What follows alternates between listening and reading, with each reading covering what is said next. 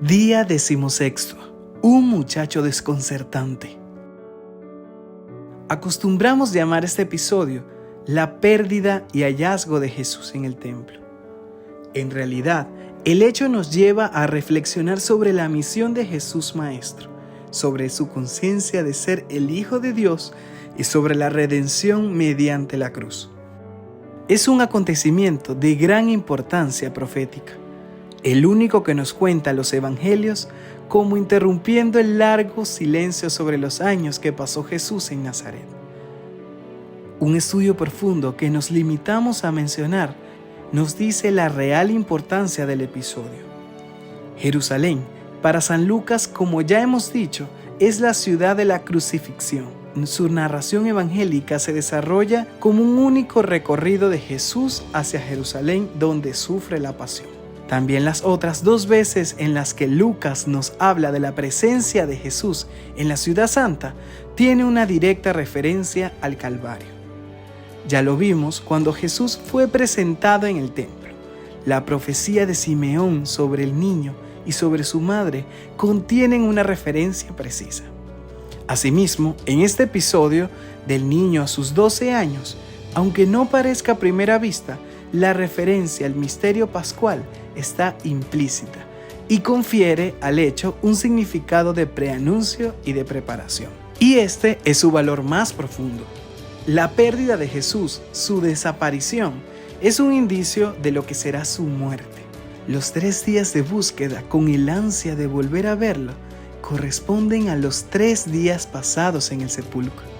El feliz hallazgo es un preanuncio de la gloriosa resurrección. Entrevemos, pues, el drama de la cruz con su aspecto de atroz sufrimiento orientado a la gozosa conclusión. Por eso, el hecho es visto como profética anticipación y preparación del misterio pascual, misterio de muerte y de resurrección, de dolor que se cambia en gozo, de derrota que se vuelve victoria. Detengámonos en algunos detalles. En los locales adyacentes al templo, los escribas y fariseos se mostraban muy hospitalarios con los jóvenes que acudían a Jerusalén con ocasión de la Pascua. Para los jóvenes era una ocasión preciosa para acercarse a los grandes expertos de Sagrada Escritura, que dedicaban la vida a su estudio y a la predicación. A menudo eran personajes famosos, cuyas sentencias eran referidas incluso en los villorios perdidos. En la familia, era el padre quien leía y explicaba la Biblia. Luego no faltaba la instrucción en las sinagogas, en donde cualquiera de los presentes podía intervenir.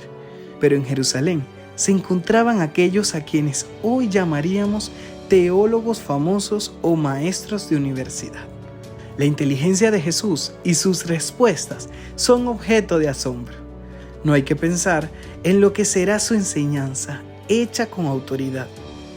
Es más probable que los doctores y los presentes se hayan maravillado al ver cómo este muchacho, venido de Nazaret, es decir, de una región sin importancia y carente de escuelas rabínicas, tenía tanto celo y tanto conocimiento de la palabra de Dios, y cómo sabía responder tan sabiamente a las preguntas que le planteaban. No es pensable que haya demostrado originalidad, más bien habrá despertado admiración por el amor a la palabra de Dios y por el celo en interpretarla de modo más conforme con el espíritu que con la letra. El hecho de que haya permanecido en la ciudad sin que sus padres se dieran cuenta se explica fácilmente si se piensa en la manera como se realizaban los viajes en caravana. Se partía por los pelotones hacia la primera etapa fijada. Los muchachos podían ir con quienes quisieran. Solo al llegar a la meta se volvían a juntar las familias y al llegar los últimos grupos eran cuando se daban cuenta de quién faltaba. Así, después del primer día de la partida y del segundo día del regreso, con otra caravana, finalmente el tercer día, los padres encontraron al hijo donde ciertamente habían pensado que debería estar.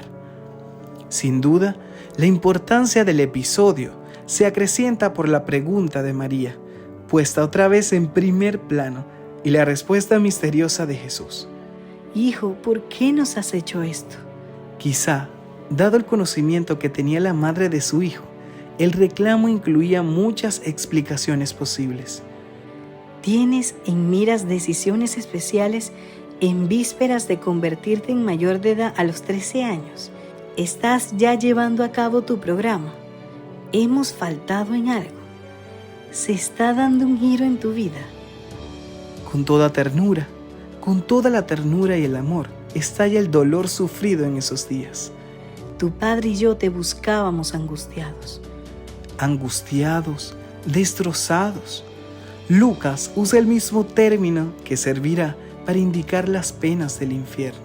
Para aquellos santos padres fueron exactamente 3 días de infierno. Y entonces resuenan las primeras palabras de Jesús transmitidas por los evangelios. ¿Por qué me buscaban? No es fácil entender una pregunta que responde a una pregunta. Quizá aquí hay una referencia cuando los padres lo habían ofrecido al Padre, con una ofrenda a la que María se había asociado plenamente. Pero todavía más misteriosa resulta la otra pregunta. ¿No sabían que yo debo ocuparme de las cosas de la casa de mi Padre?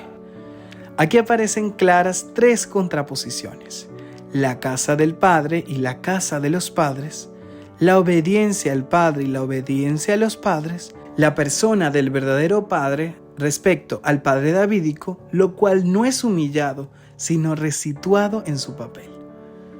Es una respuesta que queda oscura para María y José, tanto que el Evangelio afirma: ellos no comprendieron.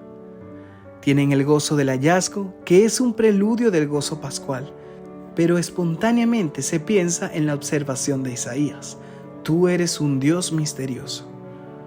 Es quizá una velada preparación para tantos sufrimientos que padecerá María sin comprenderlos en el momento. Para ella, también hay porqués que no tienen respuesta en esta tierra, así como los habrá para Jesús mismo, cuando desde la cruz grite: Dios mío, ¿por qué me has abandonado? La respuesta vendrá solo después y la dará Él mismo a los discípulos de Emaús.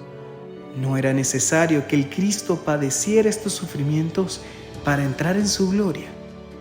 La respuesta no viene de la cruz y de la muerte, sino de la resurrección.